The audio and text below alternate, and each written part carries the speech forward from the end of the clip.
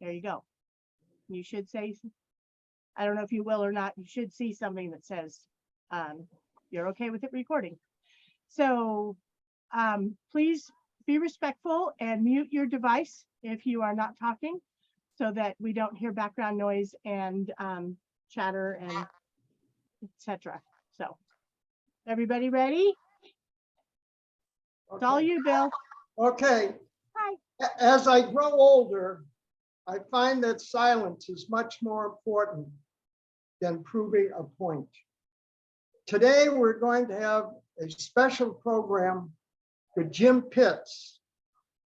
Jim and his wife lost their home during the 2018 Camp Fire in Paradise, California.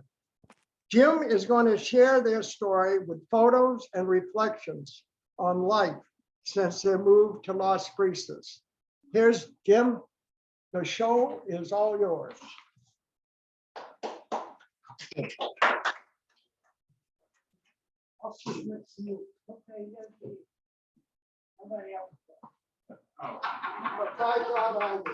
All right.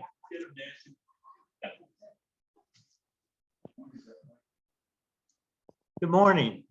This is Jim Pitts, live from Las Brisas, and I want to talk about situation in Paradise. Huh? Okay. My wife and I moved from the Central Coast to Paradise in May of 2018, looking for a place to retire that we could afford.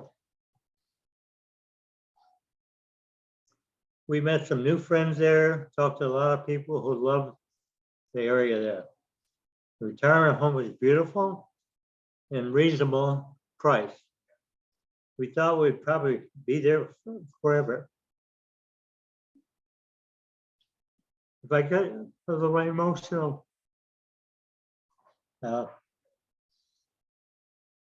please forgive me. Pretty traumatic. At 6:30 in the morning, the community of Polga, okay? Sorry. We have to say, okay.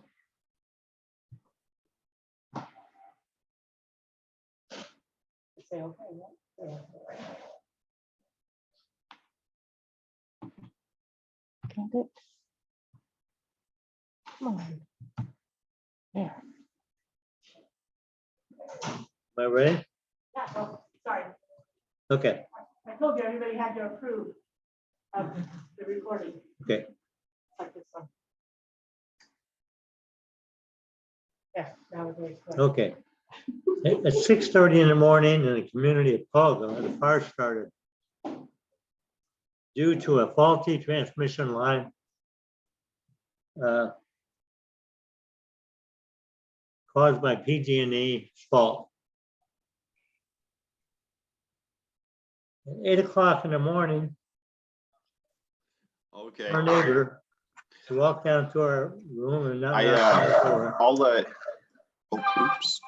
Turn off. Knocked on our door and said there was a fire outside the building. I looked out the back window and it was only 100 yards from the building. Our building did not burn down, but the cottages, which were all made of wood, didn't survive.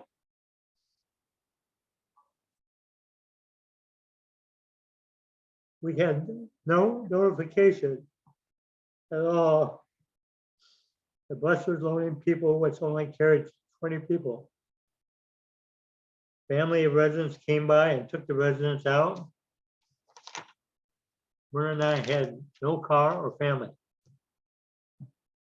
A caregiver who was employed by us called her husband, who was going to school in Orville, said, go over and get Myrna and Jim out of there.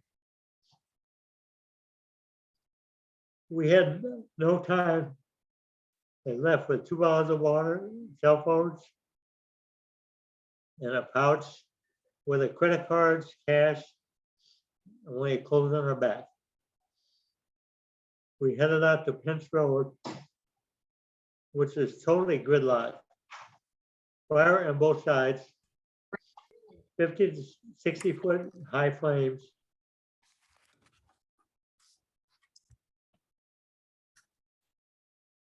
With propane tanks blowing up.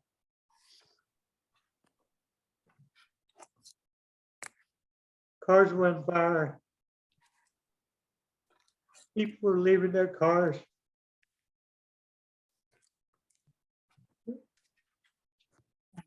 Hi.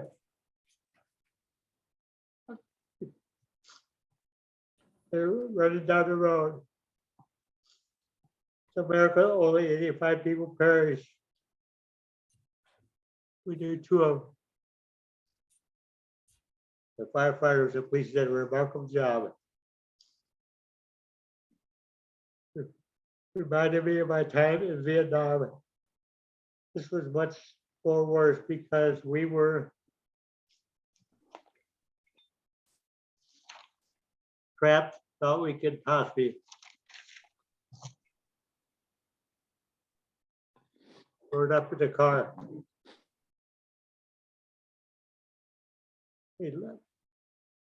A limited fire fell in the car. The caregiver brushed it off with bare hands. Looked over my wife, could tell she was in shock. Face was bright red. Thought she could have heat exhaustion.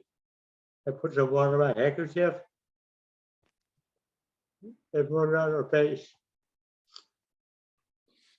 Trip to Chico took 12 hours, only takes 20 minutes, usually. Firefighters made us get out of the car.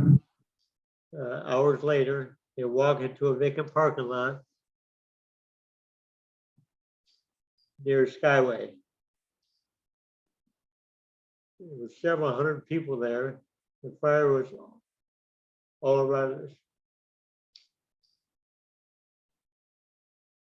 But the flames came in closer. The firefighter said, we can turn the hoses on you if we need to. Eventually, we were able to get back into our vehicles and follow the Caterpillar, which had to lift off power lines, poles, lights out of our way. All the cell towers burned down. Nobody could communicate. Finally ended up in a church in Chico. And the first church we arrived, they were full of people. And then the caregiver knew of another church where we arrived, and we were the first 2 to arrive. So they brought in cots, provided us with clothes, food, and water. Met a couple who befriended us, who eventually provided us with moving our belongings into their home in Chico. We had thought that the house had burned down that we were in, but found out a couple of weeks later that it didn't burn down because it was all stucco. All the cottages were wood behind, about a dozen of them, and they all burned down. Took us 4 hours. Took 4 hours to rip through Paradise. 85% of the buildings and everything was gone. It's remarkable that only 85 people died. Noted it was the worst fire in 100 years. 240 square miles or 153,000 acres. 13,900 homes were destroyed. 18,864 buildings destroyed. As we are driving down Skyway, past some of the places we went to, Safeway and other places, all on fire. A family member Stan Freitas of Hope Church for 10 years. Them and the community there, they did a lot for the community. Remarkable, the cross, which was 16 inches from the outer building, did not burn down. After a little bit, I'll show you a picture of the cross. It's definitely a miracle. It was a wooden cross, and engraved on the cross was, love people, love God. They're in the process of rebuilding the church, and between the people that are working there and the parishioners, they're looking for donations to rebuild the church. I'm in the processing of working on my book, which includes the Paradise Fire and my time in Vietnam and my 20 years in the military. A percent of the sales of my book will be given to the church for rebuilding the church. And later, when it's done, you can purchase it on Amazon later in the year. We have a couple of residents here that lived in Paradise.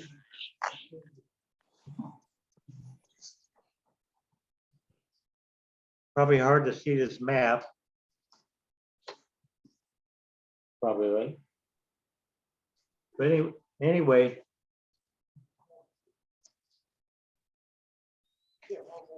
Okay.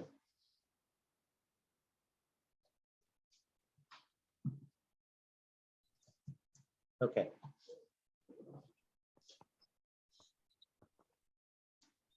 Kind of hard to see, but we were over here in Feather Canyon, and right across from the hospital, about 300 yards, it was a hospital.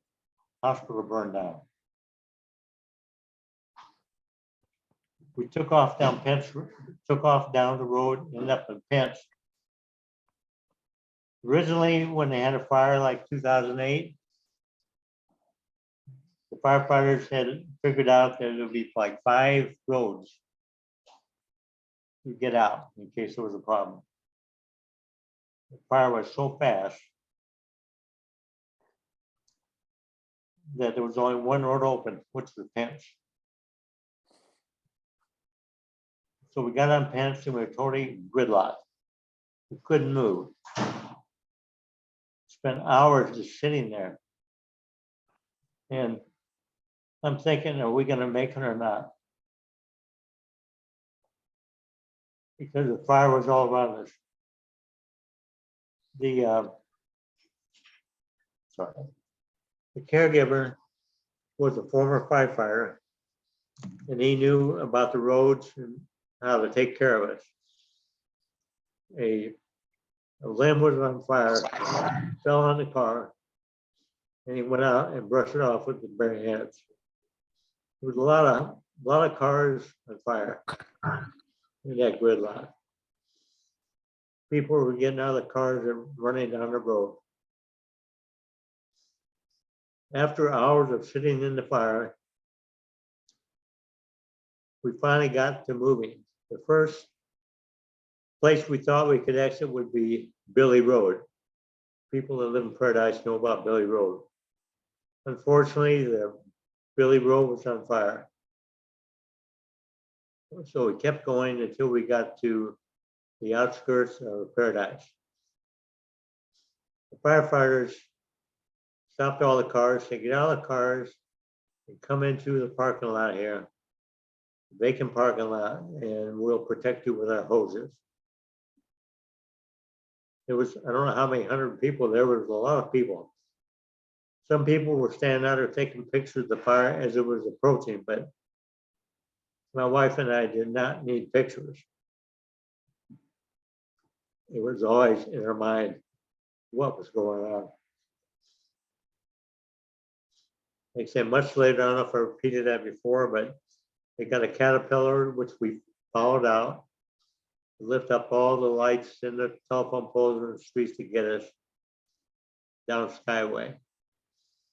We headed towards Chico, but the route to Chico was blocked.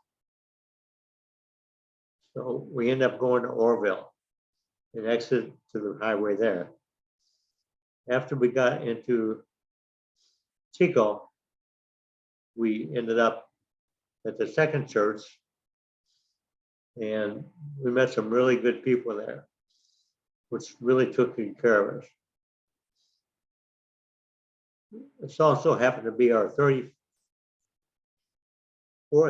wedding anniversary,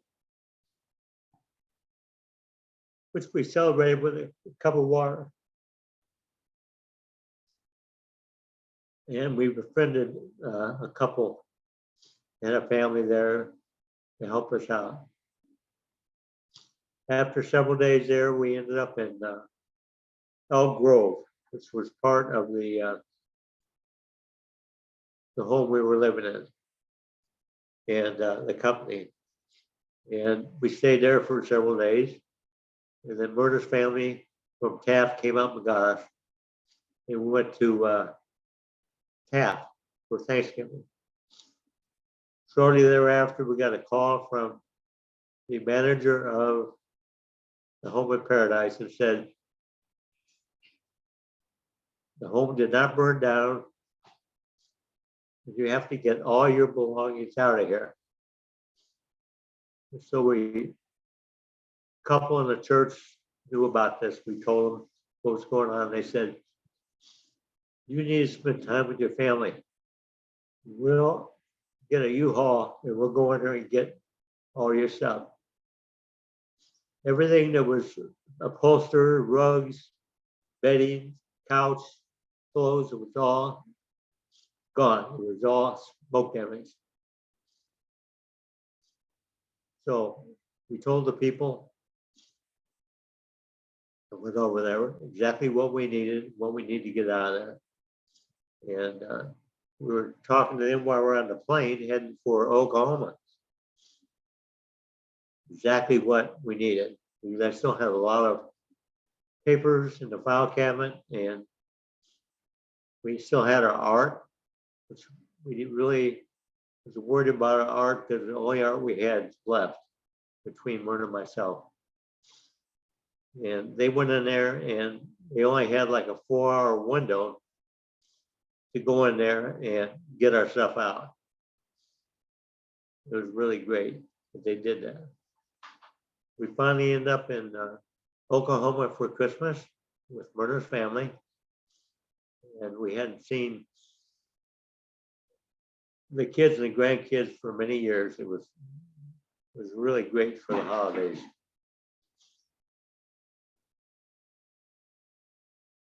Finally, we ended up back and we found a place in Carmichael, and with a reasonable price. And so we moved in there, and we were there for approximately 3.5 years. Eventually, we decided to leave there and come back to Central Coast. We're very happy to be here. We have our family, our friends close, and we're really happy here. So, sorry, I'm emotional about this whole thing, which I knew it would be. If you have any questions, Yeah, have you got a picture of the cross? yes. Yeah, let me hold that up. All right. Let me show you this first. Show you the building first.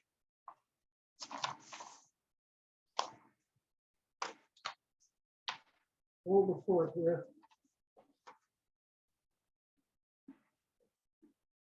Bill, expand your screen if you want to.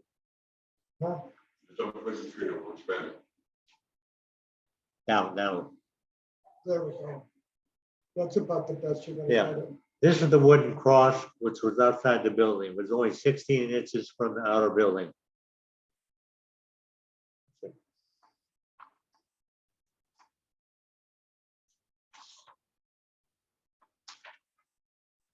This is a picture of the cross after the fire. You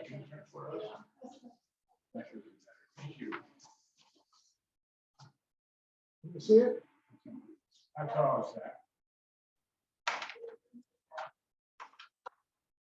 that? This is the picture of the pastor and his friend who designed the cross. Show you how big it was. Now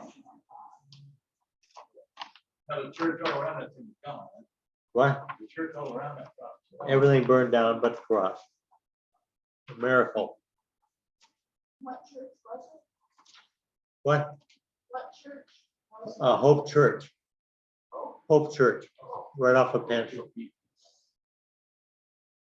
Shows you how big the cross was. This is a picture of the pastor's and his wife's home after the fire.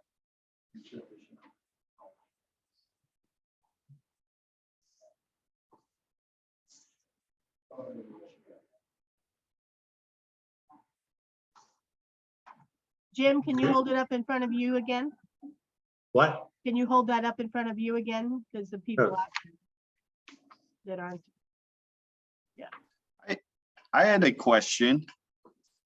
Hi, Lawrence. This Hey, is, he's an intern at the office. Okay. Yeah, my question was, I heard that there was a law that you couldn't remove debris from the nature, like you couldn't remove sticks or something else that took away from the habitat there that actually created an even bigger fire because of all the brush that was in the forest at that time. What, do you know of anything about that, or? I can answer some of that. Go ahead. Oak Glen is a fire camp that the Department of Corrections had, and for years, they've been in battle with the state to take care of the forest, to make sure that the forest was cleaned up, that a lot of the debris wouldn't cause this. And you're right, a lot of that was poor management from the state, because they've been after to clean up all that debris for the fires wouldn't be able to ignite like they do. Does that answer your question? It does, thank you.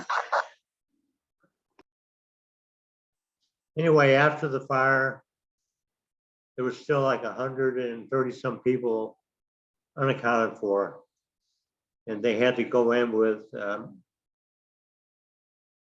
suits on, you know, and what do you call it?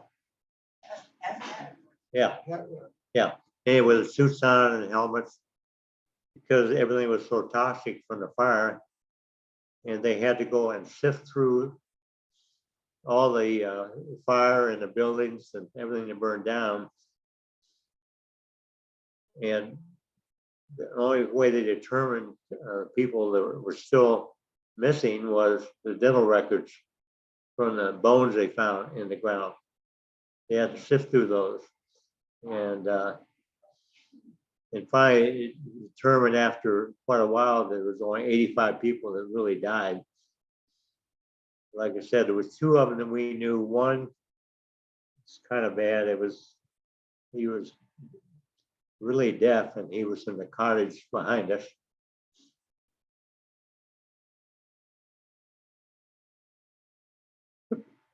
you, Jim, and your wife, you're the 5th or 6th people that I met since we moved here from Paradise. I had no idea that you lived there for so long. And she lived for how many years? 30. 30 years, This yeah. lady, she lived there for 30 years.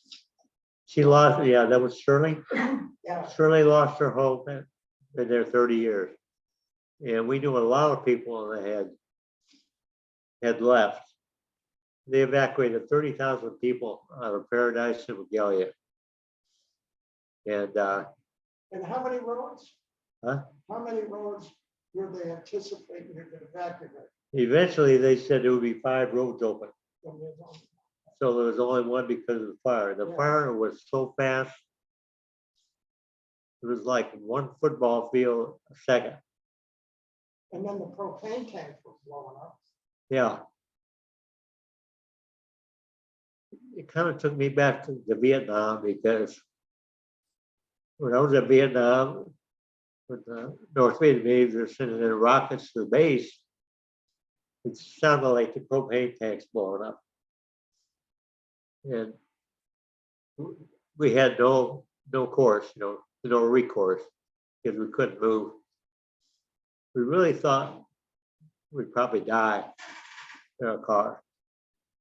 But we got the message from above that we'd be okay. Interesting. I was more scared in Paradise than I was in Vietnam. Shelley, what was your experience? Well, I lived on the other side of town from where the fire came up where Jim lived. And so at 8 o'clock in the morning, I was just coming out of Safeway and there were big burning cinders coming down. So I went home and my husband had been out at the donut shop and he came home, but he uses a walker. So he wasn't a whole lot of help. We got a few things and put in the car. He had a truck, but we decided we should stay together. And then it turned, the power went out and it was the blackest black I've ever seen. And so I backed the car out of the garage and put the headlights on while we put a few things in the car. When we got ready to go, the battery was dead. So my husband and his walker went back into the garage and got a jumper and we got started. So one part of Paradise, you're eating donuts and the other side was burning up. That's just about it. Yeah. But it happened pretty fast Yeah. after that when it started. Wow. So we didn't experience going through fire because it wasn't there yet, but we were in a gridlock. So, and we were in the lower part of Paradise. So it didn't take us long to get. I mean, did you have to go out the same way or did you go out another way? We started on one road and ended up on another. And we went down Neal Road, which was not a main road, but at least it was out of town. It went down to Chico, but they didn't let us go to Chico. They blocked it off. We had to go to Oroville and there were no motel rooms there. So we went to Marysville, nothing there. So finally called my husband's friend in Corning. He said, come on up. And we spent 2 nights there and then our daughter came and got us. That's interesting. Wow. Then we went to Red Bluff to a Walmart to buy some clothes. Ran into our neighbor who lived across the street from us. And he said, the whole block is gone. So we figured there was no reason to stick around. So I went back with my kids to use Burbank. Interesting. That's very interesting. One thing I was reading too, I watched a couple of films on Netflix and 60 Minutes and YouTube. It said there was people from Paradise ended up in 45 different states. Yeah. And like I said, it was 30,000 people evacuated from Paradise and Magalia. And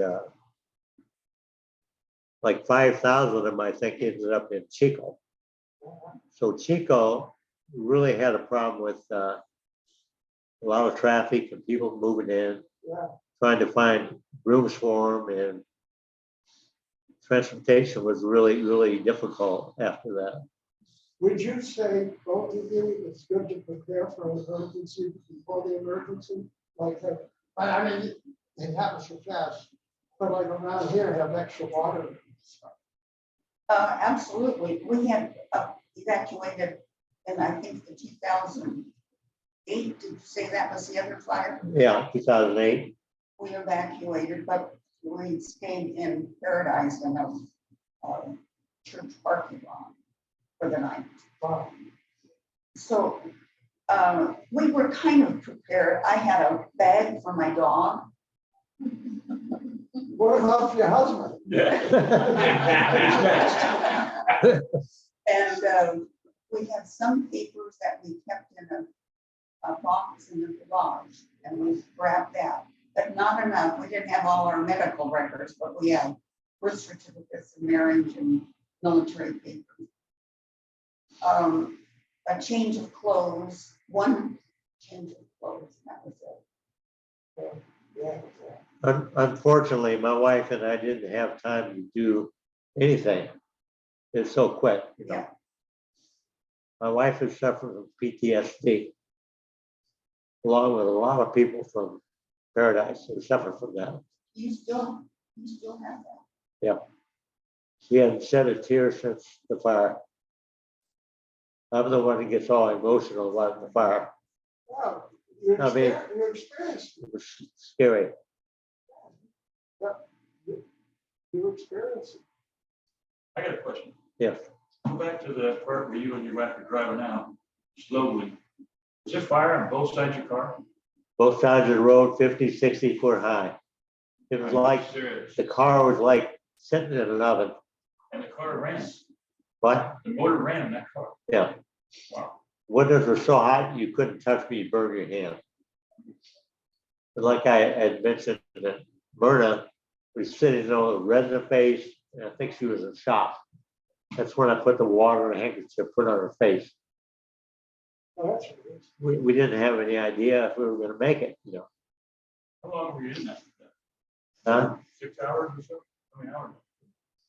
Many hours. Well, it took us all together 12 hours to get to the church in Chico, which is only maybe 20 minutes. How far outside of Paradise was the fire? Went into East Chico. Some of the places in East Chico burned down. Did it really? Yeah. They said that you could look up in the sky, you know, and during the day afterwards, the sky was still black, full of smoke. And when we drove to days later, we drove to El Grove. The smoke was up there. You had to have a mask on. It was just really strong, you know, for days and days. And the people moving back? There's people moving back now. A lot of people, businesses. They'll take years to get back. Oh, yeah.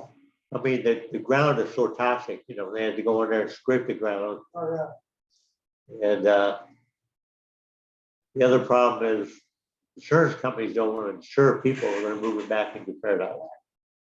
So a lot of people lost their insurance because insurance companies had to pay out so much money. We were fortunate we had a good insurance policy, homeowners, which is important. No matter where you live, it's important to have that insurance homeowners policy. If you don't, Lynn still has a home in Paradise. Lynn, Well, where is she? Oh, that's right, Lynn, you live there too, right? I have to go make some announcements. okay. You don't want to talk about it? I had friends 50 years ago with the fire. And I called them and told them to get their animals out and That's okay. they had no idea there was a fire because the trees were so high Yeah. and dense. I want to thank people for attending this presentation about Paradise. I think it's important for people to realize what we went through and the people in Paradise went through. Yeah, you did a great job. Hey, anybody in the Oaks, Bill, or anybody, do you have people that was in the Paradise fire up there? Bill, equal up. Okay. Okay. Anyway, thanks for coming, everybody. Oh, Thank you very much. Thank you. Thanks, Bill. Oh, no, thank you. Thank you. Yeah. We'll find out. No, choose silent. Trying hard, trying to keep my composure. You're not supposed to do what you're supposed to do. I knew it was gonna happen. Oh, you did great. I hope you didn't mind me jumping in. Yeah.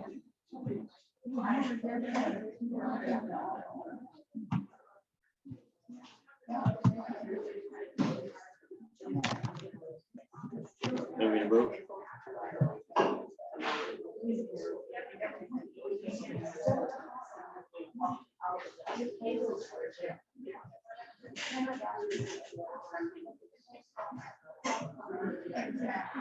Nancy, you're gonna do gym?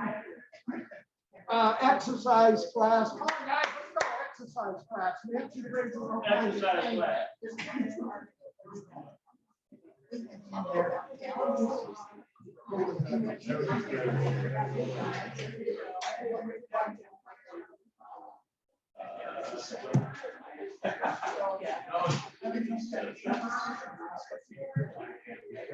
Oh,